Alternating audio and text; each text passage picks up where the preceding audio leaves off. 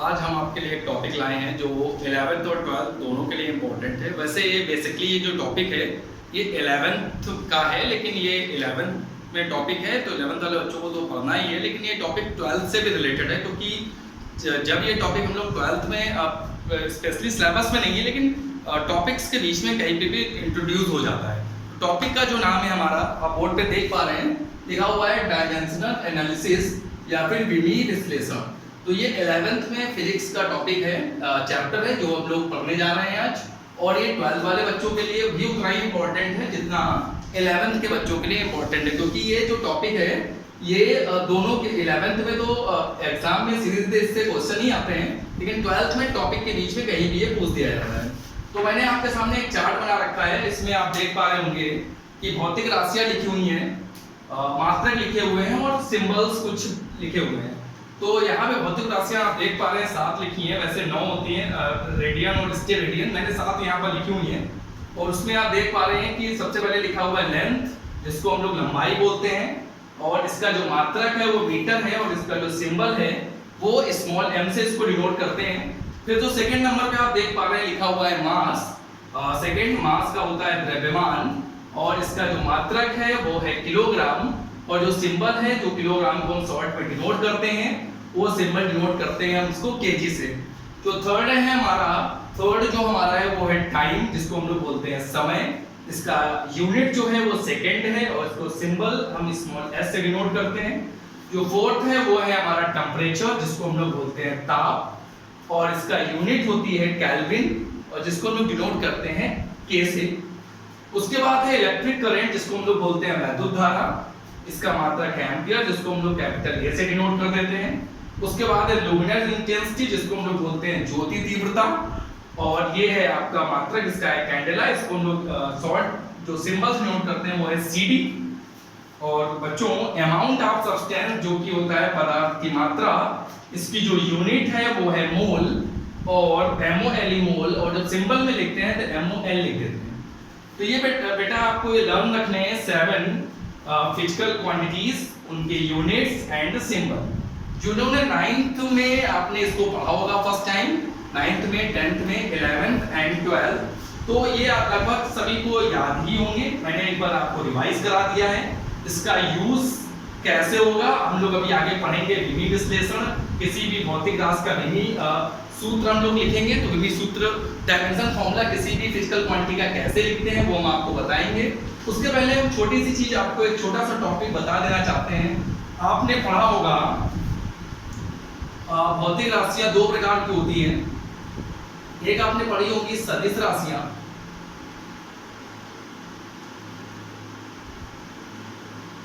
और एक आपने पढ़ी होगी अदिश राशियां।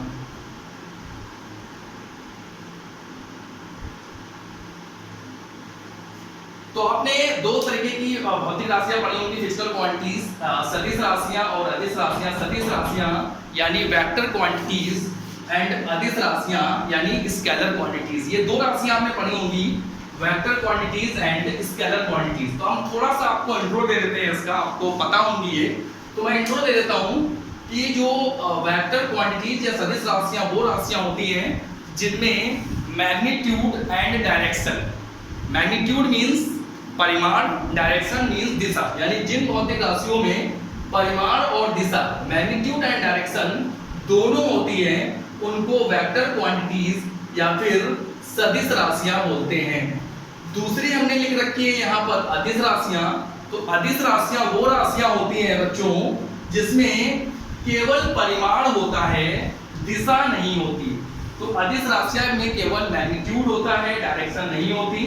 अगर मैं आपको एग्जांपल बताऊं तो सदिश राशियों के एग्जांपल में आपका विस्थापन है, विस्थापन मींस डिस्प्लेसमेंट, फोर्स बल जिसे हम लोग बोलते हैं, और भी कई सारे एग्जांपल्स हैं इसमें, जैसे हमने आपको बताया डिस्प्लेसमेंट, फोर्स। और अदिश राशियों में एग्जांपल लें अगर हम, तो अदिश राशियों में आपकी आ जाती है लंबाई, समय, डिस्टेंस एंड टाइम। तो ये आपकी अदिश राशियां, अदिश राशियों में ये आपके एग्जांपल्स आ जाते हैं। तो ये आपने पढ़ रखा होगा। मैंने छोटा सा, जब हम लोग फिजिकल क्वांटिटीज की बात कर रहे हैं तो मैंने सोचा आपको सदिश और अदिश राशियों का भी थोड़ा सा इंफॉर्मेशन दे दें। तो सदिश राशि जैसा कि मैं आपको रिपीट कर देता हूँ, सदिश राशियां वे राशियां होती है जिनमें दिशा और परिमाण दोनों होते हैं। दिशा मतलब डायरेक्शन, परिमाण मतलब मैग्नीट्यूड, और अदिश राशियां वो होती हैं जिनमें केवल परिमाण होता है, दिशा नहीं होती। मैंने एग्जांपल्स आपको दिए, जैसे सदिश राशियों में आपका फोर्स है, डिस्प्लेसमेंट है, वेलोसिटी है, और अदिश राशियों में आपका एग्जांपल हो जाता है जैसे करंट, डिस्टेंस, etc। तो ये आपके हो गए। अब हम लोग ये देखेंगे कि किसी भी फिजिकल क्वांटिटी के, कोई भी जो फिजिकल क्वांटिटी या भौतिक राशि है उसका विमीय सूत्र कैसे निकालते हैं, कैसे हम लोग डिफाइन करते हैं। तो यहाँ पर हम आपको एक चीज अभी और बताएंगे कि भौतिक राशियों को हमने वैसे दो टाइप में डिवाइड किया, एक सदिश राशियां, दूसरा अदिश राशियां। भौतिक राशियों को या फिजिकल क्वांटिटीज को और भी दो तरीकों में डिवाइड कर सकते हैं, जिसमें मूल राशियां होती हैं और व्युत्पन्न राशियां होती हैं। अगर मैं आपको बताऊं तो मैं थोड़ा सा आपको इंफॉर्मेशन दे देता हूं। एक होती है मूल राशियां और दूसरी होती है व्युत्पन्न राशियां।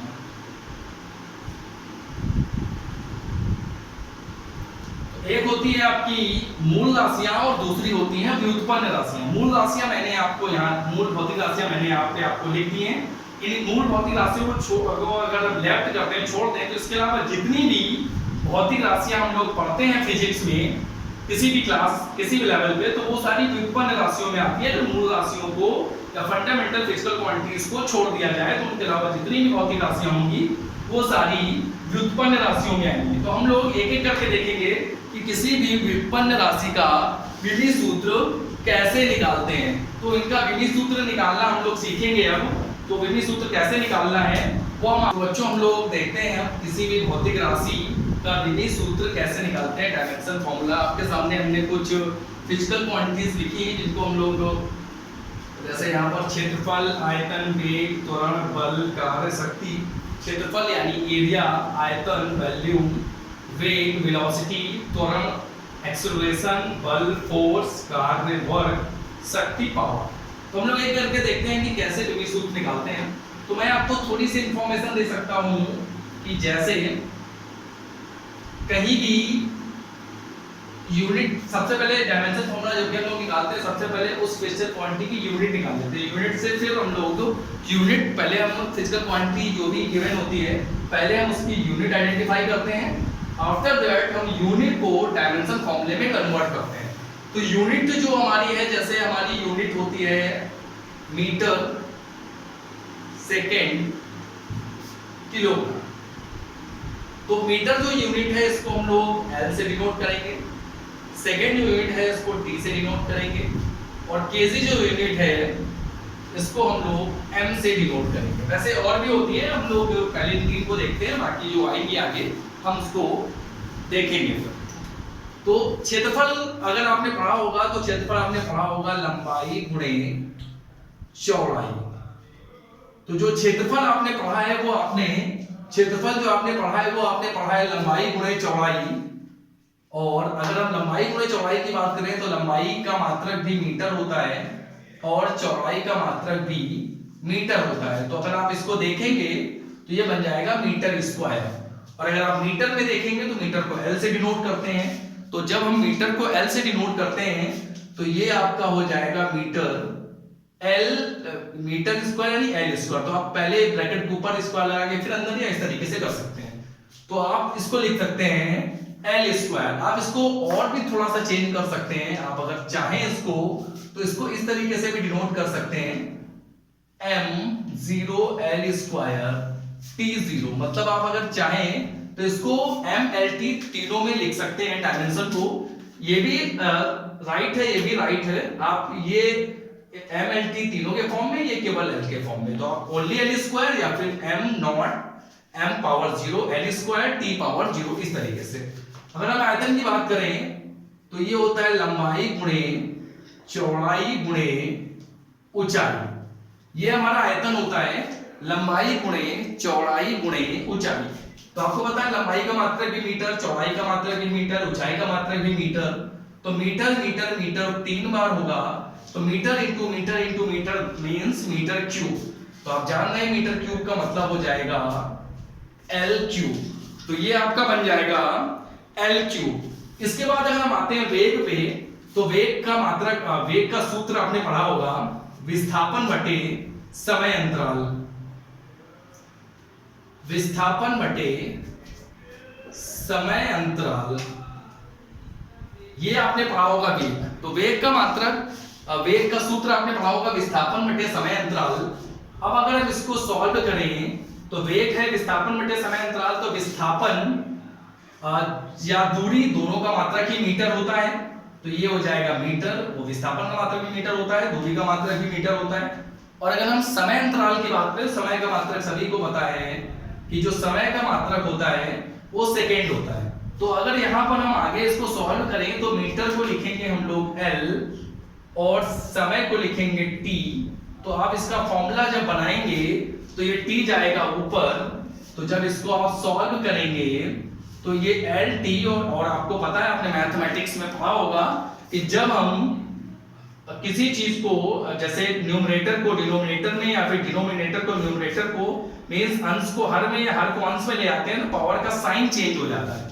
तो यहाँ पर t जब ऊपर जाएगा तो इसकी पावर हो जाएगी -1, तो ये आपका फॉर्मूला बन जाएगा LT -1। ये आपका डायमेंशन फॉर्मूला। आप इसको चाहे तो M0LT -1 भी लिख सकते हैं, यानी आप MLT तीनों में भी लिख सकते हैं, या फिर जो आ रहा है केवल आप उसी में डिनोट करो, उसमें L है T है, M की इसमें कोई जरूरत नहीं है, आप लिख सकते हो M में भी। इसके बाद त्वरण है, त्वरण में आपने पढ़ा होगा त्वरण जो होता है वो वेग परिवर्तन बटे समय अंतराल होता है। तो वेग परिवर्तन बटे, इसको आप लिख सकते हैं त्वरण को वेग परिवर्तन बटे समय अंतराल। तो आप त्वरण को लिख सकते हैं वेग परिवर्तन बटे समय अंतराल। वेग हो या फिर वेग परिवर्तन हो, वेग और वेग परिवर्तन दोनों का ही जो मात्रक है वो सेम होगा और दोनों का विभेद सूत्र भी सेम होगा। तो वैसे हम लोग वेग या वेग परिवर्तन दोनों के मात्रक सेम है तो दोनों के विभेद सूत्र भी सेम ही होंगे। तो यहाँ पर वेग का विभेद सूत्र हमने निकाला है LT -1, तो वेग परिवर्तन का विभेद सूत्र भी क्या हो जाएगा LT -1। उसके बाद समांतराल, समांतराल या समय दोनों का मात्रक सेकंड होता है और सेकंड का मतलब t, तो यहां पर लिख देंगे t। इसको जब सॉल्व करेंगे तो आपको हमने लास्ट टाइम बताया जब ये ऊपर जाएगा, वैसे आपने पढ़ा होगा कि यहाँ पे माइनस और डिवाइड पावर सेम हो तो डिवाइड में पावर माइनस होती है, -1 में 1 माइनस करेंगे तो ये हो जाएगा LT -2। अब बात करते हैं हम लोग बल की। तो बल का आपने सूत्र पढ़ा होगा, बल बराबर होता है द्रव्यमान गुणे त्वरण, यानी आपने शॉर्ट में पढ़ा होगा M × A, ये आपने फॉर्मूला पढ़ा होगा द्रव्यमान गुणे त्वरण मास इनटू एक्सेलरेशन। तो मास यानी इसका विभेद सूत्र लिखेंगे तो ये m हो जाएगा और एक्सेलरेशन यानी त्वरण, त्वरण का अभी हमने विभेद सूत्र निकाला है डायमेंशन फॉर्मूला LT -2। तो अगर आप मिला दें दोनों को मल्टीप्लाई करा दे तो बल का निकल आएगा MLT -2। इसके बाद हम लोग आते हैं कार्य। तो अगर हम कार्य की बात करें तो आपने कार्य का फॉर्मूला पढ़ा होगा बल इनटू बल की दिशा में विस्थापन। विस्थापन को आप कुछ बुक्स में स्मॉल s से डिनोट करते हैं, कुछ बुक्स में स्मॉल d से डिनोट करते हैं। तो कार्य यानी work done is equals to force into displacement in the direction of the force, बल की दिशा में विस्थापन। इसको अगर हम सॉल्व करें तो फोर्स यानी बल के विभेद सूत्र मैंने अभी भी डायमेंशन फॉर्मूला अप्लाई यहाँ पे सॉल्व किया है। तो ये होता है MLT -2, ये होता है बल का विभेद सूत्र। और डिस्प्लेसमेंट या विस्थापन का या फिर दूरी का मात्रक मीटर, इसीलिए ये L होगा। जब इसको सॉल्व करेंगे तो ये निकलेगा M L × L square and T -2। तो ये आपका जो कार्य का विभेद सूत्र निकलेगा वो निकलेगा ML स्क्वायर T -2। अब आते हैं शक्ति पे। शक्ति या पावर ये होता है W/T। कार्य शक्ति या सामर्थ्य जो होता है वो वर्क डन अपॉन टाइम होता है। वर्क डन की यूनिट या फिर कार्य की जो हमने डायमेंशन फॉर्मूला है वो बच्चों है ml² t - 2। तो जो हमने आइडेंटिफाई किया है उसी को यूज करते हैं। तो ये हो जाएगा ml² t - 2 अपॉन में बच्चों आप देख पा रहे हैं अपॉन में t है, t मतलब टाइम, टाइम को तो आप जानते ही हो, कैपिटल T से डिनोट करते हैं डायमेंशन फॉर्मूले में। इसको बेटा जब हम लोग सॉल्व करेंगे बच्चों, तो जब हम इसको सॉल्व करेंगे तो देखो क्या आएगा। आप मैथमेटिक्स तो कर ही लेते हो, मैथमेटिकली कैलकुलेशन, ये m है, यहाँ पर ml² t और यहाँ पे -2, ये माइनस और हो जाएगा। तो आपकी जो पावर की यूनिट है या पावर का जो डायमेंशन फॉर्मूला है वो ml² t⁻³ -3। तो मैंने आपको कुछ यहाँ पर फिजिकल क्वांटिटीज या भौतिक राशियों के डायमेंशन फॉर्मूले निकालने आपको बताए, जैसे क्षेत्रफल, आयतन, वेग, त्वरण, बल, कार्य, शक्ति, सभी के मैंने, तो आप देख पा रहे होंगे सभी के आपको अगर फॉर्मूले पता है, ये फॉर्मूले आप पहले भी पढ़ चुके हो। मैथमेटिक्स में आपने क्षेत्रफल का फॉर्मूला पढ़ा होगा, आयतन का फॉर्मूला पढ़ा होगा, बाकी आपने फिजिक्स में पढ़े होंगे। तो सीधे फॉर्मूले आपको यूज करते हैं, फॉर्मूले से फिर आपको उस फिजिकल जो भी आपने भौतिक राशि की उसकी यूनिट लिखनी है, और यूनिट लिखने के बाद आपको उसका डायमेंशन फॉर्मूला लिख देना है। तो हमने आपको कुछ डायमेंशन फॉर्मूला निकालने बताया, इससे आपको ये समझ आ गया होगा कि किसी भौतिक राशि के विमीय सूत्र या डायमेंशन फॉर्मूला कैसे निकाल सकते हैं या फिर लिख सकते हैं। अब और भी फिजिकल क्वांटिटीज होती हैं, उनके लिए हम आपको डायमेंशन फॉर्मूला निकालना बताएंगे, समझाएंगे।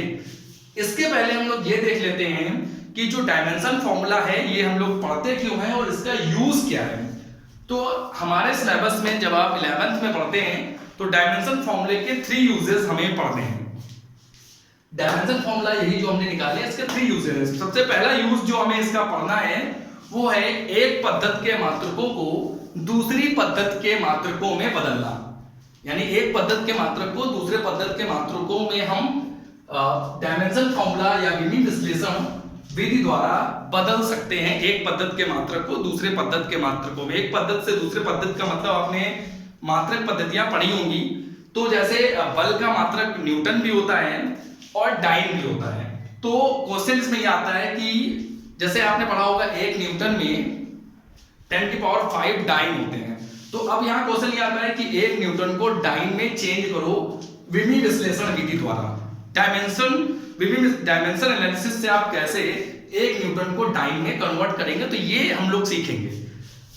दूसरा हमारा जो यूज है विमीय विश्लेषण का वो ये है कि किसी भौतिक समीकरण के विमीय संतुलन का परीक्षण करना। ये दूसरा यूज है। हम लोग एक एक करके सारे यूज को डीपली स्टडी करेंगे। मैं पहले आपको ये बता देता हूं कि आखिर इसका यूज क्या है और हमें पढ़ना क्या है। तो सेकंड मैंने आपको बताया किसी भौतिक समीकरण के विमीय संतुलन का परीक्षण करना। जैसे कोई भी आपके सामने आपने बहुत से फॉर्मूले पढ़े होंगे, जैसे F = m × a, B = ut + ½ या फिर बहुत से आपने फॉर्मूले आज तक पढ़े होंगे फिजिक्स में।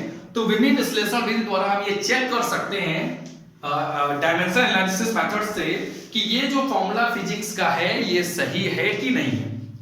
ये हम लोग विमीय विश्लेषण विधि द्वारा ये चेक कर सकते हैं।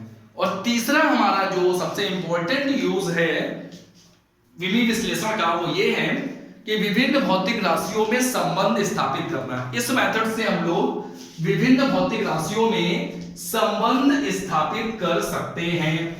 जैसे आप इसमें लिमिटेशंस हैं कि जो हम लोग ये थर्ड कंडीशन हमने आपको बताई, जो थर्ड यूज बताया कि विभिन्न भौतिक राशियों में संबंध स्थापित करना, इसकी कुछ लिमिटेशंस हैं। तो हम लोग एक एक करके इसके बारे में पढ़ेंगे। तो बच्चों हमने आपको बताया था कि हमने की विभवों के या डायमेंशन के हमें 3 यूजेस पढ़ने हैं। तो पहला यूज हमने आपको बताया था कि एक पद्धति के मात्रकों को दूसरी पद्धति के मात्रकों में बदलना। तो मैंने उसका पहला एग्जांपल लिया है कि कैसे हम विमा का यूज करते हैं एक पद्धति के मात्रक को दूसरी पद्धति के मात्रक में बदलने के लिए। तो आपके सामने क्वेश्चन लिखा हुआ है, 1 जूल को अर्घ में परिवर्तित कीजिए। जैसा कि आपको पता है कि जूल और अर्घ, अगर हम इन दोनों की बात करें, जूल व अर्घ, तो ये दोनों ही कार्य के मात्रक हैं। जूल और अर्घ दोनों ही कार्य के मात्रक हैं। बस फर्क ये है कि कार का जो जूल मात्रक है ये एमकेएस में है, तो कार का जो जूल मात्रक है ये एमकेएस में है, और कार का जो अर्ग मात्रक है ये सीजीएस में है। आपने पढ़ी होंगी एमकेएस पद्धति, सीजीएस पद्धति और एफपीएस पद्धति। तो एमकेएस का मतलब होता है मीटर किलोग्राम सेकेंड, और सीएच का मतलब होता है सीजीएस का सेंटीमीटर ग्राम सेकेंड। तो कार का एमकेएस में मात्रक अगर आपसे पूछेगा तो आप बताएंगे जूल, और अगर सीजीएस में मात्रक पूछेगा तो आप बताएंगे अर्ग। तो आपको याद भी होगा कि 1 जूल में 10⁷ अर्ग होते हैं, लेकिन जब आपके एग्जाम में ये क्वेश्चन आएगा कि 1 जूल को अर्ग में परिवर्तित कीजिए और आगे ऐड कर देंगे कि विमाओं के उपयोग से, क्वेश्चन देंगे विमा के उपयोग से 1 जूल को अर्ग में परिवर्तित कीजिए, तो आप डायरेक्ट नहीं लिख सकते कि 1 जूल में 1 जूल इज इक्वल टू 10⁷ अर्ग। आपको कैलकुलेशन करके शो करना पड़ेगा विमा मेथड से। तो वही मैं आपको बताने जा रहा हूं कि 1 जूल को अर्ग में परिवर्तित करने का डायमेंशन से कैसे ये होगा। तो देखो आपको बच्चों, हमने अभी इसके पहले बताया था कि कार का विमी सूत्र मैंने आपको सॉल्व करके दिखाया था, ml² t-2 होता है। तो मैंने नीचे लिखा हुआ है कि अब यहां पर 2 मात्रक हैं, एक जूल और एक अर्ग। तो जूल हो, कार का विमी सूत्र जो है वो फिक्स है, विमी सूत्र जो है वो ml² t-2 ही होगा, एमकेएस में ले या फिर सीजीएस में ले, जो कार एक भौतिक राशि है वो वही है, इसलिए विमी सूत्र जो होगा वो वही रहेगा। तो यहां पर हमने क्या लिखा है कि m1 l1 व t1, क्योंकि 2 मात्रक हैं तो mlt को 2 पार्ट्स में डिवाइड करेंगे, m1 l1 t1 and m2 l2 t2। m1 l1 और t1 जो है ये पहले हम लोग कार का मात्रक लेंगे जूल, जो कि एमकेएस में है। एमकेएस में जो m1 है ये एमकेएस में m1 किलोग्राम में होगा, l1 मीटर में होगा और t1 सेकंड में होगा। और जब हम सीजीएस में जाएंगे, कार का सीजीएस मात्रक जो होगा अर्ग, तो जो m2 होगा वो ग्राम में होगा, l जो होगा सेंटीमीटर में होगा, जो t2 होगा वो आपको पता ही है, सॉरी जो t2 होगा वो सेकंड, टाइम का मात्रक जो है वो सेम रहता है। तो इन पद्धतियों मतलब एमकेएस एंड सीजीएस। तो अगर एमकेएस पद्धति में कार का विमी सूत्र को, विमी सूत्र में mlt, यहां पर भी ml² t-2 ml सेम है, तो ml² यहां पर और यहां पर। तो यहां पर आप देखें ml² t-2 ml² t-2, तो दोनों ही जगह आपको दिख रहा है कि ml² t-2 आपको दोनों जगह पर दिख रहा है।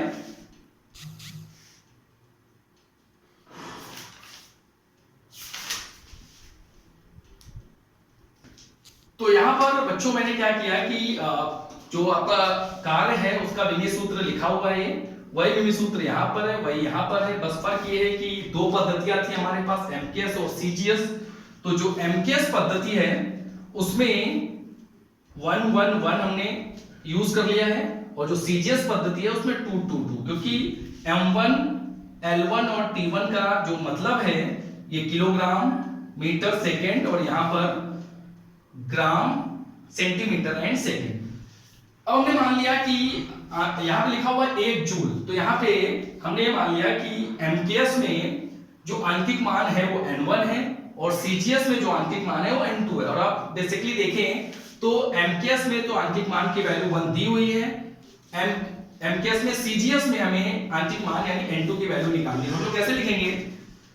वैसे आप एक चीज और बता दूं मैं आपको कि जब भी कभी आप किसी भौतिक राशि को लिखते हैं, जैसे आप द्रव्यमान को लिख रहे हैं तो आप लिखते हैं 2 kg। तो आप जब भी देखते हैं किसी भी भौतिक राशि को लिखा जाता है उसमें 2 चीजें होती हैं, आंतरिक मान एंड मात्रक। तो आंतरिक मान, और जैसे आंतरिक मान यहाँ 2 है और मात्रक है kg, तो आंतरिक मान और मात्रक ये दोनों मिलकर एक भौतिक राशि को कंप्लीट करते हैं। तो यहाँ पर भी हम लोग लिखेंगे, तो बस हम लोग लिखेंगे कैसे, यहाँ पर आंतरिक मान तो लिखेंगे लेकिन मात्रक की जगह हम लोग यहाँ पर डायमेंशन यूज करेंगे। तो यहां पर हम लोग लिखेंगे n1 m1 l1 square t1-2 is equals to m2 l2 square t2-2, और यहां पर n2। अब N1 की आपको एमकेएस में तो कार्य का मान पता ही है कि एमकेएस में कार्य का मान 1 है, तो यहाँ पर आप लिख सकते हैं 1। और N2 की वैल्यू आपको ये पता करनी है कि जब हम जाएंगे अर्ग में तो N2 कितना हो जाएगा। तो यहाँ पर हम क्या करेंगे, इन सब ये मल्टीप्लाइंग है पूरा, इधर जाके डिवाइड में हो जाएगा, तो हम इसको ऐसे लिख सकते हैं M1 अपॉन M2, यहाँ लिख सकते हैं L1 अपॉन L2, यहाँ पे पावर 2 है तो इसको 2 लिख देते हैं। फिर ये T1 अपॉन T2 और यहाँ पे पावर -2 है, यहाँ -2 लिख देते हैं। और इक्वल में आप देख पा रहे हैं N2, तो यहाँ पर N2 कर देते हैं। अब आप लोग देखेंगे कि यहाँ पर हम इसमें थोड़ा सा चेंज करेंगे, इससे आगे स्टेप देखते हैं। आपको पता है कि जो M1 L1 T1 है एमकेएस है, M2 L2 T2 सीजीएस है। अब इसको हम लोग चेंज करेंगे। जो M1 है ये किलोग्राम में है और जो M2 है ये ग्राम में है। जो L1 है ये मीटर में है और जो L2 है ये सेंटीमीटर में है। इसमें आपको पता ही है कि T1 जो है ये आपका सेकंड है, आप ऐसे लिख लें या फिर आप ऐसे लिख लें, ये भी आपका सेकंड है और ये N2। अब यहाँ पर आप क्या करेंगे, किलोग्राम और ग्राम को कट करना है तो दोनों सेम होने चाहिए। यहाँ पर भी वही सेम प्रोसेस है। यहाँ पे आप देख रहे हैं सेकंड सेकंड तो कैंसिल। यहाँ पर आप ऐसा कर लें, या तो आपके पास दो ऑप्शन, या तो आप केजी को ग्राम में चेंज कर लें या फिर ग्राम को केजी में, जो आपको सिंपल लगे। सिंपल यही है कि आपको बड़ी केजी बड़ा है तो उसको छोटे में कन्वर्ट करें, तो केजी को ग्राम में कन्वर्ट करेंगे तो ये 1000 ग्राम हो जाएगा और नीचे आपका ग्राम चल ही रहा है। यहां पर भी वही करें, मीटर को सेंटीमीटर में चेंज करेंगे तो 1 मीटर में 100 सेंटीमीटर और यहां पर सेंटीमीटर। यहां पर आप देखेंगे तो ये कैंसिल हो जाएगा और यहां पर जो है, यहां पर स्क्वायर था, स्क्वायर मिस हो गया, यहाँ पर स्क्वायर, यहाँ पर स्क्वायर, यहाँ पर स्क्वायर, यहाँ पर सेकंड सेकंड कैंसिल हो जाएगा तो ये 1 हो जाएगा और ये -2। अब इसको कैलकुलेट करेंगे तो आप देखेंगे ग्राम से ग्राम कैंसिल, सेंटीमीटर से सेंटीमीटर कैंसिल। यहाँ पर आप देखेंगे तो 1000 को हम लिख सकते हैं 10 की पावर 3, 100 10 की पावर 2 और इसकी पावर भी 2 है। 1 की पावर आपको पता है +1 की पावर कुछ भी हो प्लस ही 1 रहेगी, तो ये हो जाएगा N2। क्या ये हो जाएगा 10 की पावर 3, ये 10 की power 4 is equals to N2। अब इसको सॉल्व करेंगे तो यहां से N2 की वैल्यू जो निकलेगी ये 10 की पावर 3, 10 की पावर 4, 4 3 7, तो ये आपका आंसर निकल के आएगा 10 की पावर 7। यानी आपका क्वेश्चन जो था वो 1 जूल में कितने अर्ग होंगे, तो 1 जूल इज इक्वल्स टू जो आपका होगा वो 10 की पावर 7 अर्ग हो जाएगा। मेरे ख्याल से बच्चों आपको समझ आया होगा। विमाओं का ये पहला उपयोग था जिसमें हमने आपको एक पद्धत के मात्रक को दूसरे पद्धत के मात्रक में बदलना सिखाया। जो भी आपको गिवन होगा उसको, जैसे हमने आपको जूल से आगे बदलना सिखाया, इसी तरीके से आप न्यूटन को डाइन में कन्वर्ट कर सकते हो। जैसे 1 न्यूटन में 10 की पावर 5 डाइन होता है। तो आप लोग घर पे ही क्वेश्चन करके देखेंगे, ये आपका होमवर्क है। 1 न्यूटन को डाइन में परिवर्तित करना है आपको, और विमी विश्लेषण विधि से, विमी विश्लेषण विधि से ही आपको 1 न्यूटन को डाइन में परिवर्तित करना है। ये आपका होमवर्क है, ये आप लोग घर से करेंगे। ये आपको समझ आ गया होगा। अगर आपको नहीं समझ आया हो या थोड़ी कहीं भी डाउट हो तो आप कमेंट करें, हम कोशिश करेंगे आपके आंसर का जवाब देने की। और नेक्स्ट वीडियो में अगर आपको नहीं समझ आया हो तो यही क्वेश्चन मैं फिर से रिपीट कर दूंगा। अब हम लोग विमाओं के दूसरे उपयोग की तरफ चलेंगे, जिसमें हमने आपको बताया था। तो बच्चों ये दूसरा यूज हम आपको बताने जा रहे हैं विमी विश्लेषण का। पहला मैंने आपको बताया, ये दूसरा यूज है कि विभिन्न भौतिक राशियों में संबंध स्थापित करना। यानी ये क्वेश्चन एग्जाम में काफी ज्यादा आता है। ये क्वेश्चन मतलब इस रूल पे डिपेंडेंट क्वेश्चन कि भौतिक राशियों में संबंध स्थापित करना फिजिकल क्वांटिटीज में, ये क्वेश्चन एग्जाम में बहुत ज्यादा आता है 11th में। कि आपको इस तरीके का क्वेश्चन दिया जाता है, मैं क्वेश्चन पढ़ देता हूं। ये सेकंड मेथड है। एक कण क्षैतिज तल में वृत्तीय कक्षा में परिक्रमा कर रहा है, उस पर लगने वाला अभिकेंद्र बल, उस पे लगने वाला अभिकेंद्र बल कण के द्रव्यमान स्मॉल m, वृत्त की त्रिज्या स्मॉल r तथा कण की चाल स्मॉल v पर निर्भर करता है। इस अभिकेंद्र बल का सूत्र विमीय विश्लेषण विधि द्वारा स्थापित कीजिए। तो यहां पर अभी अभिकेंद्र बल क्या है, ये आप जो फर्स्ट ईयर पढ़ चुके हैं, जो 12th में गए होंगे, उनको अभिकेंद्र बल के बारे में जानकारी होगी। जो लोग फर्स्ट ईयर में अभी एंट्री हुई है 10th के बाद, अभी तो 10th का रिजल्ट भी नहीं आया है, जो 10th का रिजल्ट आने के बाद जब 11th शुरू होगा जिनका, उन लोगों को अभिकेंद्र बल के बारे में अभी जानकारी नहीं होगी। लेकिन जो लोग 12th में 11th से 12th में गए हैं, उन्होंने अभिकेंद्र बल 11th में पढ़ा होगा। तो 11th में जो अभी एंट्री हुई है जिनकी, उनको अभिकेंद्र बल आगे पढ़ने, अभी मैं आगे के वीडियोस में पढ़ाऊंगा। अभी आप इतना समझे कि विमीय विधि का क्या यूज है और कैसे विमीय विश्लेषण से हम एक फिजिक्स का फॉर्मूला बना सकते हैं। बस इसमें थोड़ी सी प्रॉब्लम ये है कि इसमें हम 3 से ज्यादा भौतिक राशियों को नहीं ले सकते, मैक्सिमम 3 ही ली जा सकती हैं। तो यहाँ पर सबसे पहले आप लिया हुआ है कि लगने वाला जो अभिकेंद्र बल है, उसको हम लोग F ले लेते हैं।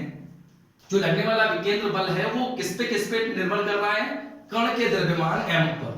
तो निर्भर करने का मतलब आप जानते हो समानुपाती का साइन होता है, तो समानुपाती का साइन बनाते हुए हमने लिख दिया m पर। और दूसरा वृत्त की त्रिज्या r पर, यही जो बल है वो त्रिज्या r पर डिपेंड कर रहा है, और कण की चाल v पर, और यही जो बल है वो कण की चाल v पर डिपेंड कर रहा है। 3 चीजों पे जो अभिकेंद्र बल है हमारा, जो वृत्तीय कक्षा में कण परिक्रमा कर रहा है, उस पे लगने वाला जो अभिकेंद्र बल है वो 3 चीजों पे डिपेंड कर रहा है, कण के द्रव्यमान यानी मास पर, त्रिज्या यानी रेडियस पर, और वेलोसिटी पर जो फोर्स है। अब यहां पर क्या होता है, हमें पावर लेनी होती है, तो हम a ले लेते हैं, b ले लेते हैं, c ले लेते हैं। इसके बाद आप इसको इस तरीके से लिख सकते हैं, m की पावर a, r की पावर b, v की पावर c, इस तरीके से आप इसको लिख सकते हैं। इसके बाद आपको पता है जब ये प्रोपोर्शनल का साइन होता है, जब इसको एलिमिनेट करना होता है, तो एक प्रोपोर्शनल कांस्टेंट की एंट्री होती है जिसको हम लोग जनरली कैपिटल K से डिनोट करते हैं, और इसकी जो वैल्यू होती है, ये फॉर्मूला एक फॉर्मूले से दूसरे फॉर्मूले में हर जगह अलग अलग होती है। जैसे आपने न्यूटन्स ग्रेविटेशनल लॉ पढ़ा होगा, तो वहां पर जो कांस्टेंट आता है, प्रोपोर्शनल कांस्टेंट, उसकी जगह हम लोग कैपिटल G लेते हैं। तो इसकी वैल्यू कहीं पर 1 होती है, कहीं पर कैपिटल G होती है, हर जगह अलग अलग होती है। तो यहां पर मैंने कैपिटल K ले लिया, और ये जैसा लिखा था वैसे ही मैंने लिख दिया। यहां जो K है ये एक विमाहीन नियतांक है। अब हम लोगों को क्या करना पड़ेगा, ये आपका मैथमेटिकली एक इक्वेशन बन गई। अब यहां से इस इक्वेशन से हमें a, b और c की वैल्यू आइडेंटिफाई करनी पड़ेगी। अब यहां पर मैं इसको इक्वेशन 1 लिख देता हूं। अब यहां पर हमें करना क्या होगा, दोनों पक्षों की विमाएं लिखेंगे। तो यहां पर हम लोग क्या करेंगे, दोनों पक्षों की विमाएं लिखने पर, दोनों पक्षों की विमाएं लिखने पर, तो लिखते हैं। यहां बल है यानी फोर्स की विमा आपको पता होगी, mlt-2। अभी हमने आपको विमा निकालना बताया था, तो उसमें हमने आपको बताया था फोर्स की विमा बल की निकाली थी, mlt-2 आई थी। कि आपकी विमाहीन राशि है तो m पे आते हैं, m द्रव्यमान है तो m होगा, r त्रिज्या है मीटर यानी l, और v वेलोसिटी जिसकी विमा सूत्र होता है lt-1। वहां पे मैंने आपको वीडियो को बैक करके देख सकते हैं, हमने वहां पर बल का विमीय सूत्र निकालना आपको बताया था, द्रव्यमान का बताया था। द्रव्यमान तो सिंगली m ही होगा, दूरी मीटर है तो l होगा, वेलोसिटी यानी वेग का lt-1। अब इसको हम लोग सॉल्व करेंगे। m की पावर a, l की पावर b, इसका पावर का मल्टीप्लाई कर देंगे तो l पावर c t-c। इसको हम लोग सॉल्व करेंगे तो mlt-2, इसको आगे सॉल्व करेंगे, m पावर a, l आपने पढ़ा होगा मैथमेटिक्स में, बेस सेम है, पावर ऐड हो जाएगी, l की power b plus c, m की पावर a, l की power b plus c, t की पावर माइनस c। अब हम लोग क्या करेंगे, पावर का कंपेयर कर लेंगे। तो यहां लिख देंगे घातों की तुलना करने पर, पावर्स की कंपेयर कर लेंगे बोथ साइड्स। तो यहां पे लिख देंगे घातों की तुलना करने पर, दोनों तरफ पावर को कंपेयर करेंगे। तो यहां पे m की पावर 1 है, यहां पे m की पावर a है, तो a इक्वल्स टू 1 हो जाएगा। यहां पे l की पावर है b प्लस c, यहां पे l की पावर 1 है तो ये 1 हो जाएगा।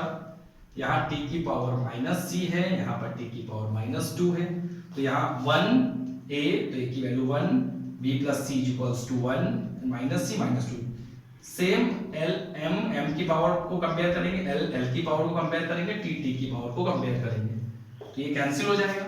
यहाँ पे जो c की वैल्यू है, यहाँ से c की वैल्यू यहाँ पर पुटअप कर देंगे, तो जब यहाँ पर आप पुटअप करेंगे तो b प्लस, जब यहाँ पे c की वैल्यू पुटअप करेंगे तो c की वैल्यू आएगी प्लस 2 इक्वल्स टू 1, तो b की वैल्यू हो जाएगी 1 माइनस 2, तो यहाँ से b की वैल्यू आ जाएगी आपकी, सॉल्व करेंगे तो b की वैल्यू आ जाएगी -1। ये वैल्यू आप लोग क्या करेंगे, ये वैल्यू क्वेश्चन 1 में पुटअप करेंगे यहाँ पर, तो f equals to k m r t, सबकी वैल्यू पावर पुटअप करेंगे। m की पावर a थी तो a की वैल्यू 1 है, r की पावर b थी तो b की वैल्यू -1 है, और b की पावर c थी, c की वैल्यू 2 है। तो यहां से जब सॉल्व करेंगे तो f equals to k mv square, r की पावर -1 है, तो ऊपर से इसको नीचे ले जाएंगे, पावर माइनस से प्लस हो जाएगी, तो ये f इक्वल्स टू हो जाएगा k mv square by r, और बाई कैलकुलेशन k की वैल्यू जो होती है वो 1 होती है, तो आप f का फॉर्मूला पढ़ते हो mv स्क्वायर बाई r। तो यहां पर आपने देखा कि किस तरीके से हमने यहां पर जो f है वो m r एंड v तीन चीजों पे डिपेंड कर रहा था। मैंने तीनों में प्रपोजनल में लिखा, पावर लिखी ABC, उसके बाद मैंने पूरा कैलकुलेशन किया। मेरे ख्याल से आपको एक कैलकुलेशन समझ में आया होगा। यहाँ पर मैंने आपको भौतिक राशियों में संबंध स्थापित करना बताया है। आपको इस कैलकुलेशन को करने के लिए जो भी भौतिक राशियां यहाँ पर यूज होंगी उनके विभिन्न सूत्र आपको याद होने चाहिए, अदरवाइज आपको फाइंड आउट करने आने चाहिए, क्योंकि क्वेश्चन जब ये एग्जाम में आएगा तो आपको डायमेंशन फॉर्मूले, जैसे हमने स्टेप लिखा है तो आपको यहाँ पर डायमेंशन फॉर्मूले यूज करने पड़ेंगे जो जो भौतिक राशियां सवाल में यूज हुई है। उसके बाद हम लोग पावर को कंपेयर करेंगे, इक्वेशन बनाएंगे, इक्वेशन सॉल्व करेंगे, ABC जो भी हमने पावर ली उसकी वैल्यू आइडेंटिफाई करेंगे और यहाँ पुट अप कर देंगे। K की वैल्यू अगर आप एग्जाम में नहीं भी लिखते हैं, आप एग्जाम में अगर क्वेश्चन को यहीं से छोड़ते हैं तब भी आपको फुल मार्क्स मिलेंगे, क्योंकि K की वैल्यू वेरी करती है फॉर्मूला, एक फॉर्मूले से दूसरे फॉर्मूले में। अगर हमें पता है, हमने फॉर्मूला पहले से पढ़ रखा है, तो हमें पता रहेगा कि फॉर्मूले में K की वैल्यू क्या है। तो यहाँ पे मुझे पता था K की वैल्यू 1 है, तो मैंने K की वैल्यू 1 ले ली, तो F इक्वल्स 2 हो गया mv स्क्वायर बाई r। तो इस तरीके से आपने भौतिक राशियों में एक संबंध स्थापित किया और एक फॉर्मूला आपका डराइव हो गया कि अभिकेंद्र बल जो होता है वो बराबर होता है mv स्क्वायर बाई r। तो ये आपका दूसरा मेथड, मतलब दूसरा यूज था भौतिक विभिन्न विश्लेषण का, जिसमें आपने देखा कि कैसे हम भौतिक राशियों में संबंध स्थापित कर सकते हैं। और तीसरा जो मेथड है हमारा, तीसरे मेथड में हमने आपको बताया था, उसमें हम लोग देखेंगे कि किसी भौतिक समीकरण के विभिन्न संतुलन का परीक्षण करेंगे उसमें हम लोग, तो वो हम लोग देखते हैं। तो बच्चों तीसरा यूज जो हमारा विभिन्न विश्लेषण का, डायमेंशन एनालिसिस का था कि किसी भौतिक समीकरण के विभिन्न संतुलन का परीक्षण करना, कि जैसे कोई भी हमारे सामने फिजिक्स का फॉर्मूला लिखा हुआ है तो वो सही है कि नहीं सही है, हम विभिन्न विश्लेषण चेक कर सकते हैं। जैसे हमने अभी आपको क्वेश्चन एक बताया था, उसमें F equals to mv square by r हमने प्रूव किया है। अब इसी को हम लोग विभिन्न विश्लेषण से चेक कर लेते हैं कि ये हमारा जो फॉर्मूला है वो सही है कि नहीं सही है। तो इसमें हम लोग क्या करते हैं इस मेथड में कि हम लोग LHS RHS दो होते हैं, तो LHS RHS दोनों के अलग अलग डायमेंशंस हम लोग आइडेंटिफाई करते हैं, और अगर LHS और RHS दोनों के डायमेंशंस इक्वल आती हैं, सेम आती है, तो हम ये बोलेंगे कि जो हमारा फॉर्मूला है वो सही है। तो देखते हैं हम लोग, पहले हम लोग लेफ्ट हैंड साइड में फोर्स है तो इसकी F की विमा लिखते हैं, F की डायमेंशन, तो F की डायमेंशन होती है ml t-2। तो राइट हैंड साइड में है हमारे mv स्क्वायर बाई r, तो इसमें विमा लिखते हैं इसकी विमा लिखते हैं हम लोग, तो m की विमा तो m ही होती है, v की होती है LT minus 1 square and r होती है l। अब इसको सॉल्व करते हैं, तो ये m होगा, अब यहां पर मल्टीप्लाई कराएंगे तो l स्क्वायर t माइनस 2 और अपॉन में होगा l। अब आप अगर कैलकुलेशन करें तो आप देखेंगे m l square and l, तो आपने पता ही है 2 में 1 माइनस कर देंगे तो l आ जाएगा, तो m 2 में 1 माइनस करेंगे 1 और ये t माइनस 2। तो आप अगर देखें तो LHS की जो विमीय सूत्र है वो MLT माइनस 2 है और जो RHS का विमीय सूत्र है वो भी MLT माइनस 2 है, यानी LHS का जो विमीय सूत्र है वो RHS के विमीय सूत्र के इक्वल है। तो जब दोनों LHS एंड RHS दोनों के विमीय सूत्र सेम हैं, इसका ये मतलब है कि जो हमारा गिवन फॉर्मूला है वो बिल्कुल सही है। अगर आप कोई भी फॉर्मूला इस मेथड से आप किसी भी फॉर्मूले को चेक कर सकते हैं, जैसे आप दूसरा एग्जांपल लें F equals to m into a, आप इस फॉर्मूले को भी विभिन्न इससे चेक कर सकते हैं। F का जो होता है F की जो विमा होती है वो होती है MLT माइनस 2 और MA की विमा निकालेंगे, MA की विमा मतलब LHS की विमा निकालिए, अब RHS की विमा निकालेंगे तो M की विमा तो M ही होती है और A की विमा होती है LT माइनस 2। त्वरण की विमा हमने आपको बताई थी, एक्सेलरेशन की जो विमा होती है वेग की होती है LT माइनस 1 और त्वरण की होती है LT माइनस 2। इसको आप सॉल्व करेंगे तो MLT माइनस 2, तो आप देख पा रहे होंगे दो इसमें कि जो F की विमा है वो MLT माइनस 2 है और जो MA की विमा है वो भी MLT माइनस 2 है, यानी LHS की विमा RHS की विमा के इक्वल है। तो ये तीसरा मेथड था जिससे हम ये जान सकते हैं कि कोई भी फिजिक्स का फॉर्मूला सही है कि नहीं सही है, उसकी सत्यता की जांच कर सकते हैं। अगर दोनों साइड की विमाएं एक जैसी आती है तो हमारा वो फॉर्मूला सही है, अदरवाइज वो गलत है। तो ये तीसरा मेथड था। तो हमने तीनों मेथड आपको एक एक करके बता दिए।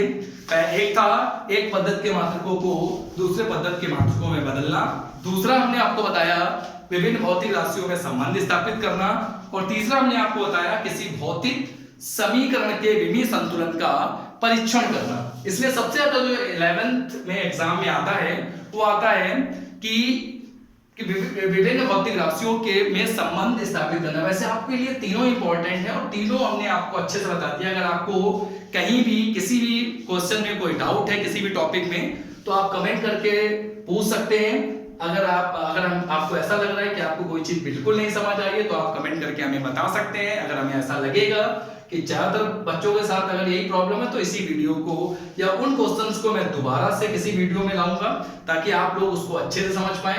अगर आपको चीजें समझ में आ रही हैं तो हमारे चैनल को लाइक करें, सब्सक्राइब करें, शेयर करें और सभी को